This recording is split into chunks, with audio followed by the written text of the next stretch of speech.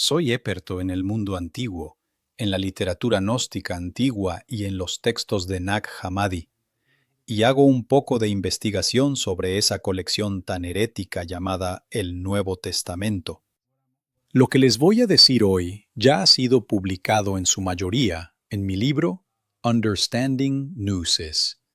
Esto es gnosis y política. ¿Y qué mejor momento para hablar de gnosis y política? El subtítulo de la charla es Poniendo a prueba la transgresión. Pero la pregunta principal es, ¿cómo se involucraría un gnóstico moderno, en la política? ¿Qué nos enseñan los gnósticos antiguos sobre cómo lidiar con los arcontes? Lo primero que voy a señalar es que la política y lo demoníaco siempre van de la mano. De hecho, los gnósticos se referían a ambos con la misma palabra, arcontes. En su cosmovisión podía ser un arconte humano, uno sobrenatural o ambos al mismo tiempo. Como vemos en 1 Corintios 2:8, que ninguno de los arcontes de este eón lo conoció. Si lo hubieran conocido, no habrían crucificado al Señor de la Gloria. Como se imaginarán, este Señor de la Gloria es el Christos. Pero, ¿quiénes son los arcontes? Comúnmente se traduce como gobernantes, pero aquí podían ser humanos, podían ser demoníacos o podían ser humanos con inspiración demoníaca. Y seguramente había otras combinaciones, pero no nos queda claro. Pero ese es el punto, que los arcontes humanos y divinos trabajan en equipo. Y cuando usamos el término arconte, estamos aprovechando ese doble sentido. Y por esa creencia en los arcontes malvados, la gnosis utiliza un filtro específico para reconocer la estructura del mal en el mundo. Y su importancia radica en que así podemos usarlo para entender su ideología dominante tal cual. Es un constructo, una red de mentiras y justificaciones para la avaricia humana que son creadas para beneficiar a cierto grupo de personas. Y nosotros, como gnósticos, por así decirlo, tenemos la capacidad de verlo. En este sistema, la práctica de la censura y el hábito de la autocensura resultan muy problemáticos. Tenemos una profunda noción de que la realidad convencional es engañosa. El sistema no es justo. Margina a la gente como nosotros, y no le permite a la mayoría de la gente común, que alcance su máximo potencial, desarrolle sus nuevos valores, sus rasgos sobrehumanos, su acceso al conocimiento. Y ese es el problema. En pocas palabras, volvemos a la narrativa del jardín del Edén, donde se nos restringía el acceso al árbol de la gnosis. ¿Cuál es entonces la respuesta gnóstica a los sistemas arcónticos modernos? ¿Una revolución incontenible? Suponiendo que todos tenemos coches, ¿hay que salir a bloquear las vialidades? ¿Tenemos que armarnos hasta los dientes? ¿Y si mejor nada más nos volvemos anarquistas? ¿O tal vez otra cosa? Algunos dirían que el grandioso Jesús gnóstico era un revolucionario político. Porque si no, ¿cómo explicar por qué los romanos se tomarían la molestia de ejecutarlo? Pero sus seguidores no fueron revolucionarios políticos, mucho menos los gnósticos. Creo yo, su revolución tenía que ver con la mente. No eran quietistas, pero estaban quietos por mucho tiempo. Se interesaban en formas de resistencia más sutiles. Podríamos decir que los gnósticos no buscaban combatir a los arcontes, sino más bien rebasarlos, escurrírseles de ser posible, o enfrentarlos cuando no tenían opción. Pero no usando ondas y flechas, sino contraseñas y signos o glifos, por así decirlo.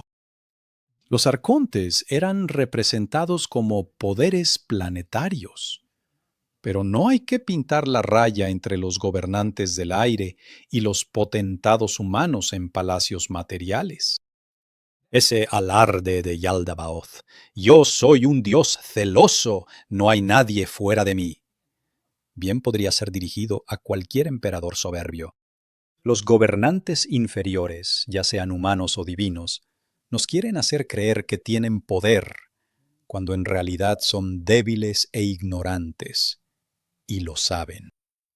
En general, nos da la impresión de que los gnósticos sentían un desprecio silencioso por los gobernantes.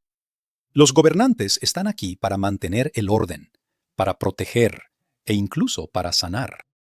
Pero también se les caracteriza en la literatura por su ansia de dominio, y ellos mismos están controlados por sistemas jerárquicos. Pero se les ha confiado el poder solo por un tiempo limitado. Y aquellos que no aceptan su estatus subordinado y que no logran despojarse del orgullo, serán juzgados severamente por su ignorancia. El tiempo pone las cosas en perspectiva. El puño de hierro de Roma es visto por lo que es, una bocanada de humo, y su gloria exhibida tras vitrinas. Sus majestuosos edificios se han desmoronado en su mayoría, como columnas derrumbadas. Los gnósticos ya veían esto en sus días. Eran ciudadanos de otro reino, ciudadanos de la luz, en un régimen de tinieblas. En ese sentido, los gnósticos no eran muy distintos a otros cristianos. Sentían que habían sido trasladados a un reino de luz. Ciertamente, los gnósticos no eran más feroces que el autor del Apocalipsis, que imaginaba a los emperadores romanos como monstruos de muchas cabezas, a Roma como una prostituta consentida, también llamada Babilonia, y que celebraba su caída con un triunfo lleno de júbilo. Entonces, cuando alguien dice en nuestra época, nuestro nuevo gobernante está haciendo cosas malas, el gnóstico responde, pero si los gobernantes siempre hacen cosas malas, los gnósticos han vivido y prosperado hasta en los imperios más crueles. Y me atrevería a decir que el más cruel fue precisamente el imperio cristiano. Para el gnóstico, arcontes malvados suena redundante. Los buenos gobernantes son la excepción, son muy raros, y buenos está en veremos. Porque también los buenos gobernantes usan la violencia, el privilegio económico y la muerte, a veces para proteger los límites de sus dominios. La mejor manera de oponer resistencia a la tiranía es imaginar un mundo, el mundo real, donde los que están en el poder son solo pubertos abusivos en el recreo. Las visiones del mundo real, como sea que las concibamos, relativizan. Incluso los más horripilantes tiranos, arcontes, gobiernan sobre una pequeña parte.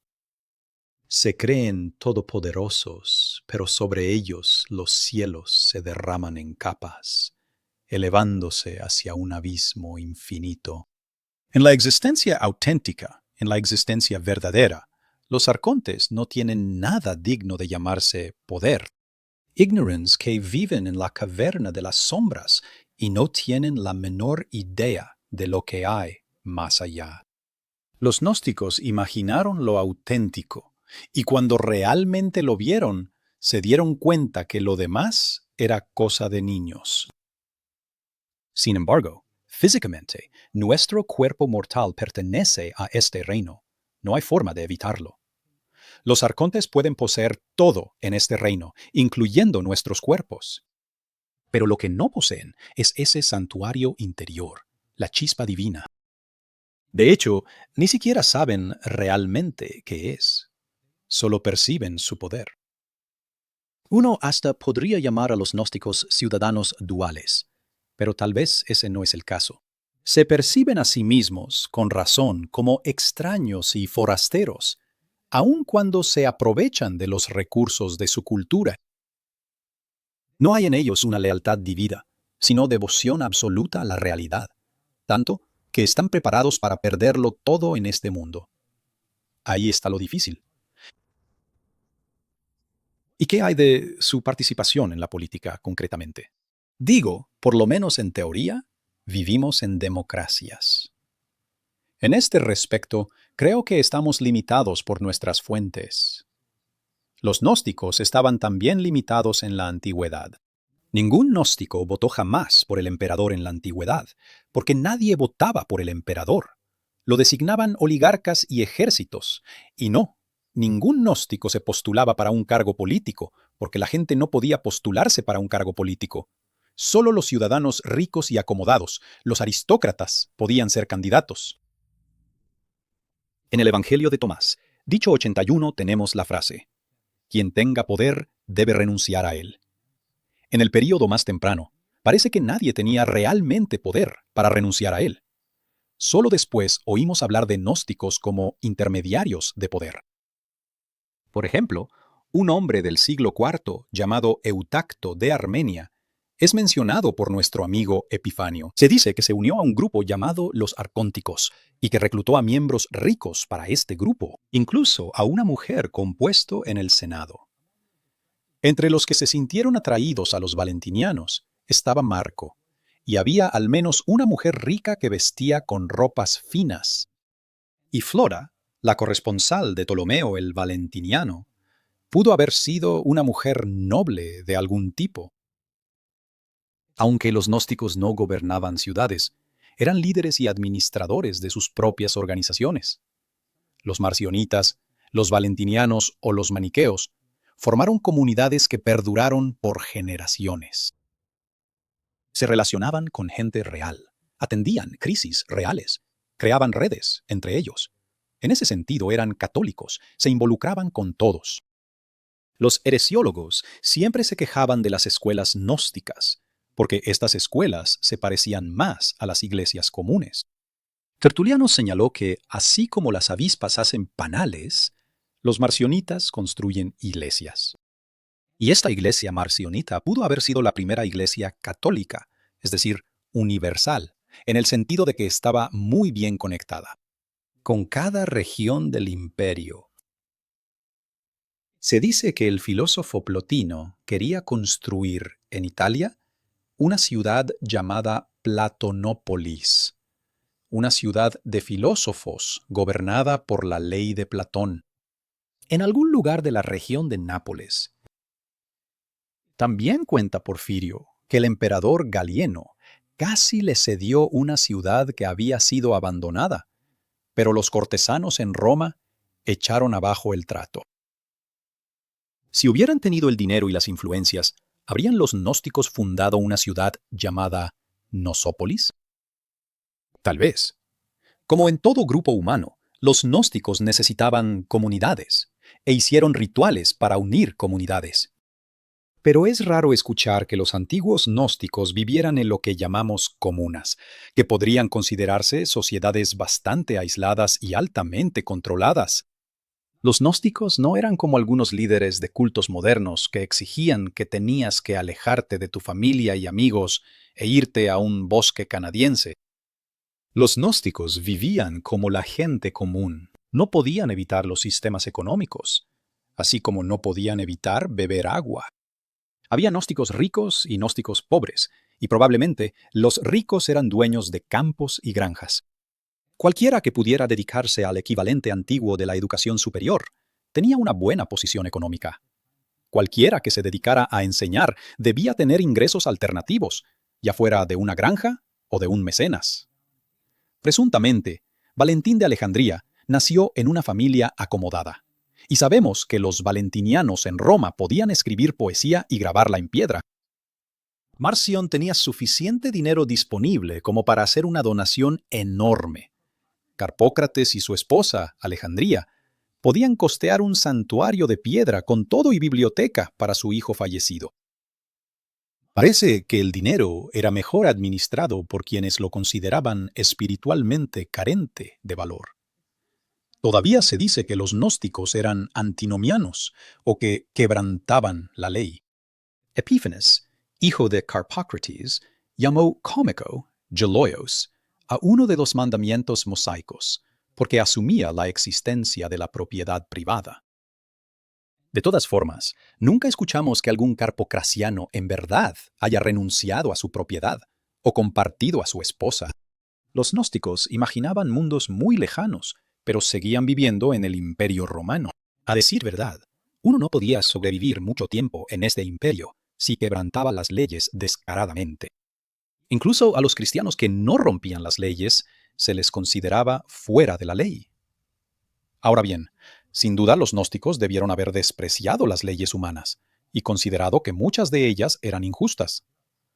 Así como hoy un ciudadano estadounidense puede considerar que la política migratoria de Estados Unidos, o planeando asesinatos con drones, o el comercio de armas son injustos.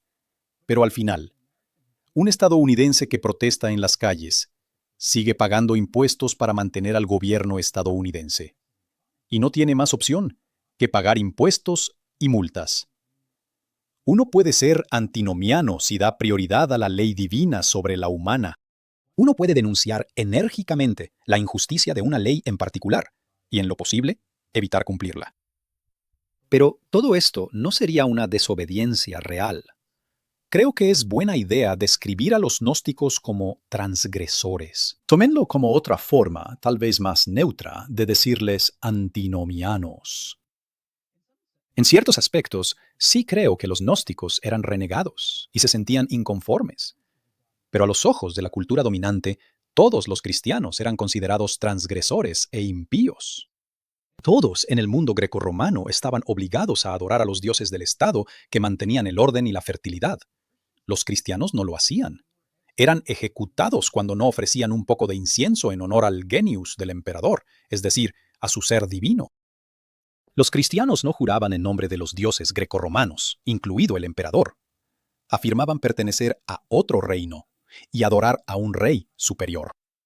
Indudablemente, eran más leales entre ellos que al gobierno. Todas estas actividades eran consideradas transgresoras y no eran exclusivas de los gnósticos. Al retratar a los gnósticos como desviados, uno corre el riesgo de adoptar el punto de vista de los heresiólogos. Pero desde la perspectiva de los gnósticos, ellos no se considerarían desviados, ni rebeldes contra la estructura de autoridad regida por el verdadero Dios, o el Dios por encima de Dios, o el Uno. En la medida en que resistían al demiurgo o creador, probablemente se habrían referido a sí mismos como los verdaderos hijos de Dios, agentes secretos que luchan por la libertad, pero no transgresores. La transgresión de unos es la afirmación de otros. Eso lo tomo de Julian Wolfries en su libro Transgression, donde afirma que lo que para algunos es la ruptura de una forma o institución, para otros es una afirmación de identidad. Al estudiar a los gnósticos, no deberíamos adoptar la perspectiva del espectador normativo oficial. Debemos respetar la autodefinición gnóstica. Al leer textos gnósticos, vemos que ellos lamentaban la desobediencia, la rebelión y la reticencia a someterse a la fuente divina. Elogiaban la fe y la obediencia que surgen de la esperanza. Cito directamente fuentes de Nag Hammadi. Ellos distinguían entre palabras de injusticia o anarquía y palabras de justicia. Jesús dice en la primera revelación de Santiago, «Aléjate de toda anarquía». Y según el Evangelio de la verdad, el que es sin ley no es nada. La verdadera libertad significa vivir sin pecado, y así, los gnósticos se volvían esclavos por amor, por aquellos que aún no tienen la libertad del conocimiento. ¿En verdad eran los gnósticos más transgresores que el cristiano común? Pues supongo que, desde el punto de vista de sus oponentes, así era. Para Ireneo, por ejemplo, era blasfemo identificar al Creador con un ser inferior. Y ciertamente, era peligroso pensar en él como malvado o ignorante, o soberbio. Si las historias de creadores malvados eran mensajes ocultos que servían para criticar a los gobiernos humanos reales, entonces se podría imaginar a los gnósticos como más transgresores que otros cristianos. Pero uno también puede considerar el libro del Apocalipsis como un mensaje oculto en contra de Roma. Siendo honestos, se ha creado una industria en los estudios del Nuevo Testamento que aplica filtros antiimperialistas a otros tipos de literatura cristiana. Todos los cristianos podían imaginar a los gobiernos humanos y a las religiones grecorromanas como sistemas temporales, inspirados por demonios y destinados a la destrucción. Los cristianos, incluidos los gnósticos, parecen haber funcionado bastante bien. Mientras vivían y viajaban por el Imperio Romano, desempeñando varios oficios sin llamar la atención. Así que, incluso si los gnósticos tenían una orientación transgresora, esa orientación no era exclusiva de ellos, y difícilmente significaba que descartaran el comportamiento ético. Plotino célebremente distinguió entre las virtudes inferiores, es decir, las virtudes cívicas, y las virtudes superiores de purificación. Él defendía las virtudes cívicas como un paso preparatorio para las virtudes de purificación, y afirmaba que las virtudes cívicas aumentaban la semejanza con lo divino. Parece que los gnósticos enfatizaban las virtudes purificadoras, que separaban al verdadero yo del cuerpo y preparaban la mente para partir del mundo. Pero eso no significaba que no ayudaran a una viejita a cruzar la calle. Al mismo tiempo, cualquier intento de reconocer la bondad y concretarlo en este mundo se convertía en un acto político. A través de sus ascensos contemplativos al cielo y su práctica, entre comillas, mágica, los gnósticos contemplaban el bien, y por eso en realidad estaban mejor preparados para reconocer la bondad en sí mismos y ponerla en práctica en la sociedad. La implementación ocurría en pequeñas comunidades y grupos de estudio, y estos eran en sí mismos comunidades morales. Si vemos el texto llamado Sostrianos, las virtudes que promovía el héroe eran purificadoras. Es decir, básicamente todas están destinadas a desligar a las personas del cuerpo, del mundo, de la materia e incluso del espacio y el tiempo. Y al cultivar estos nuevos hábitos mentales, estas nuevas prácticas que resultan en esos hábitos, así, Zostrianos obtuvo una nueva dirección, que lo preparó para nuevas visiones. Y cuando vio la luz, regresó a la cueva de las sombras, para contarle a la gente lo que había encontrado, para crear una comunidad de conocedores, para hacerlos levadura en la masa de la sociedad. Así, Zostrianos entró al mercado del mundo y proclamó la verdadera gnosis. Prestó un servicio, y esto lo realizó en su madurez, después del ascenso. Su postura final implicaba compromiso social y la construcción de una comunidad. El rechazo gnóstico de la llamada tradición ortodoxa, ya sea platónica o cristiana, no era un rechazo a la tradición misma. Al fin y al cabo, la tradición no es nada más que el saber transmitido de generación en generación. Y, en cierto modo, ningún grupo puede vivir sin una noción de tradición. Lo que hicieron los gnósticos fue crear contratradiciones. Ellos se remontaron aún más atrás en la historia premosaica y reinventaron a héroes anteriores como Adán, Set e incluso Noé. Cuando alguien se refiere al antitradicionalismo gnóstico, se refiere a una actitud antiortodoxa o antirromana. No es antitradición, porque como tal sería autodestructivo. Si a los gnósticos les importaba la comunidad y la identidad compartida, también les importaba la tradición.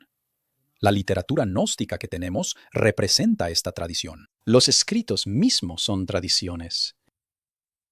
Los gnósticos se resistían a los gobernantes inferiores y despreciaban algunas leyes humanas, pero no defendían la teoría crítica.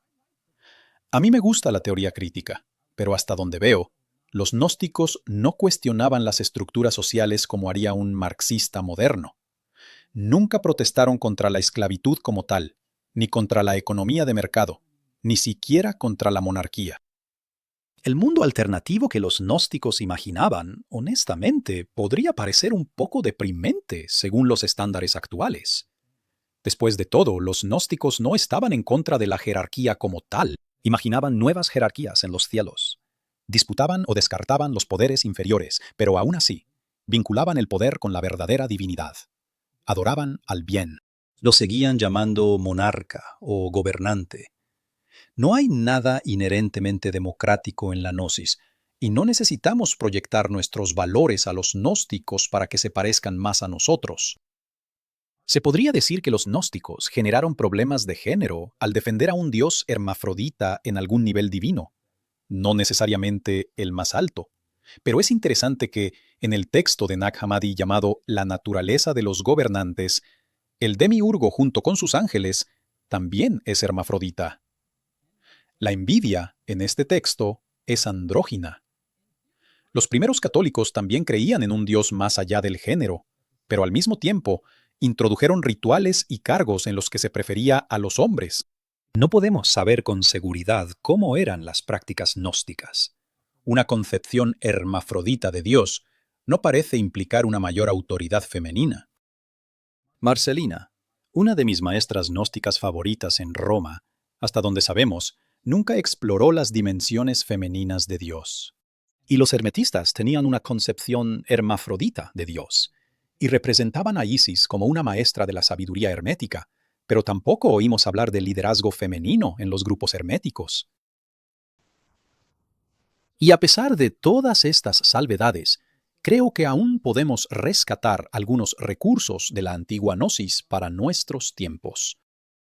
Todavía podemos cultivar su sana desconfianza hacia las leyes y la autoridad humanas, un profundo sentido de lo temporal y la naturaleza pasajera e infalible de los gobernantes actuales, un enfoque en asuntos eternos que relativizan las instituciones terrenales, la capacidad de pertenecer a sistemas sin apego, y un corazón encendido por la pasión de compartir la bondad y la gnosis con los demás. ¡Qué misión tan padre! Los gnósticos ciertamente eran transgresores frente a los gobernantes inferiores, pero hacia el alma y el verdadero Dios, o el uno, como se diga. Incluso podríamos hablar de una sumisión gnóstica. La gnosis es el rechazo del orden inferior, no del orden en general. Al igual que otros cristianos, los gnósticos esperaban un cambio de régimen. No eran teóricos críticos que cuestionaran la idea misma de un régimen autocrático. Rompieron los límites estrictos entre los géneros, pero nunca rechazaron la idea de género como tal. Los gnósticos tenían un conocimiento trascendente, pero eran personas de su época, que trabajaban con sus propios marcos cognitivos y culturales. Y en ese sentido, creo que los gnósticos antiguos se parecen mucho a nosotros. Creo que en unos 2000 años la gente se preguntará por qué los gnósticos del siglo XXI nunca escaparon de los ídolos y las obsesiones de la cultura del siglo XX. ¿Y por qué nunca derrocaron a esos tiranos del siglo XXI que siguen aquí? Si los gnósticos son dioses en potencia, siguen siendo humanos, afectados por las preocupaciones humanas y el instinto de autoconservación. A pesar de ser transgresores, los gnósticos en general parecían estar bastante cómodos en sus sociedades, comprometidos con sus propias identidades morales. No eran retraídos, sino que trabajaban activamente para implementar la verdad y la justicia en este mundo.